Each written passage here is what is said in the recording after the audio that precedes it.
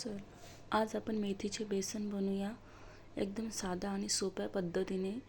मी इथे मेथी कट करून कांदा, कोथिंबीर, लसूण आणि मेथी असं घेतलेलं आहे। तुम्हाला जेवढी पाहिजे तुम्ही तेवढी मेथी टाकू शकता। मी इथे थोडंसं बेसन करत आहे त्यामुळे तेवढी घेतली। सर्वात प्रथम आपण इथे तेल टाकू। मस्त तेल असं गरम झालं की इथं कांदा टाकायचा। कांद्याला छान असं परतवून घ्यायचं। कांदा असा लालसर तांबूस होईपर्यंत कांद्याला तळायचं छान असं। एकदम सोपी पद्धत आहे, नक्की तुम्ही एकदा ट्राय करून बघा। बघा कांदा इथे थोडासा असा तांबूस असं वाटत आहे। यामध्ये मी मोहरी टाकल्या, थोडंसं लसूण टाकायचा।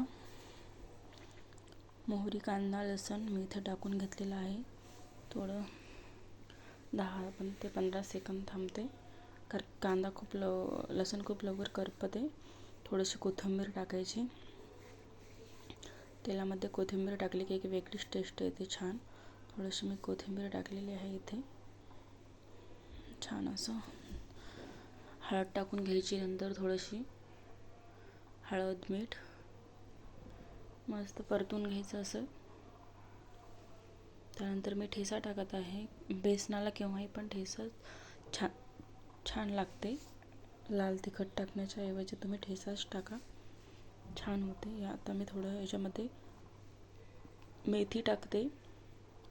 मेथीचा जे कडवाटपणा असते, जे कडू असते मेथी जी असते, लागते ना आपल्याला कडू, ती फोडणीत टाकल्याच्या नंतर तिचं ते कडूपणा आहे ते सगळं निघून जाते। शक्यतो तो फोडणीतच मेथी टाकायची। वरून टाकले तरी काही प्रॉब्लेम नाही, काही मेथ्या कडू असतात तर काही नसतं त्या। पण मेथी टाकल्याच्या नंतरच्या वर झाकायचे नाही, ते वाफ आहे ना त्याचा ते कडूपणा जाते। त्यामुळे मी इथे 1 मिनिट मस्त मेथीला असं शिजू दिलं। मेथी अशी मस्त शिजली, त्याचा कडूचा वास सगळा निघून गेलेला आहे। आता त्यामध्ये मी पाणी टाकते, पाणी ॲड करते। बघा पाणी टाकलं की उकळी आली पाण्याला। नॉर्मलच पाणी टाकलेलं आहे मी इथे। बघा आता अशी छान अशी उकळी येऊ द्यायची। मी जिरं पावडर टाकते, थोडं जिरं पावडर टाकलेलं आहे। आता पाण्याला मस्त अशी उकळी येऊ द्यायची। काही वेळातच उकळी येते, बघा उकळी आलेली आहे मस्त। आता एका हाताने तुम्ही ज्यानं बेसन करायचं त्यानं तुम्ही करू शकता, पळीनं वगैरे कशानेही भरू शकता। एका हाताने बेसन आणि एका हाताने असं गोल गोल फिरवायचं, त्यानं आपल्या गिटोळ्या होणार नाहीतर बेसनाच्या गाठी खूप लवकर तयार होतात। एकदम गॅस स्लो ठेवायचा, पूर्ण गॅस तुम्ही बंद केला तरी काही प्रॉब्लेम नाही एकदा उकळी आल्यावर, पण कमी ठेवला तरी काही प्रॉब्लेम नाही, पण फुल गॅस ठेवायचा नाही। एकाच डायरेक्शनने फिरवायचं, थोडा वेळ नंतर या डायरेक्शनने फिरवायचं असं, त्याने गुठळ्या होणार नाहीत। थोडं आपल्याला ते चून टाकायचं आहे आणि असं फिरवायचं। लगेच 10 ते 5 सेकंदात बेसन तयार होते आपलं उरल्याच्या नंतर। हे बघा शिजले, पण कसे त्याला असे बबल्स यायलेत। पातळच बेसन ठेवायचं, नंतर ऑटोमॅटिक थंड झाल्यावर घट्ट होते।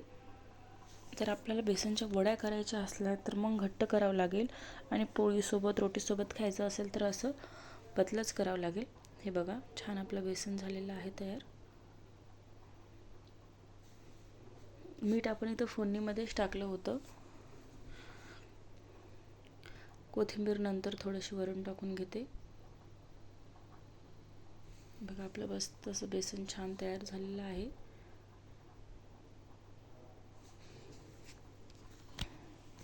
कोथिंबीरचं बेसन खूप छान लागते आणि मेथीचंही पण खूप छान लागते, नक्की तुम्ही ट्राय करा एकदा। कडू अजिबात होत नाही। हे बघा आपलं बेसन असं मस्त तयार झालेलं आहे छान। चला बाय, लाईक सबस्क्राईब नक्की करा।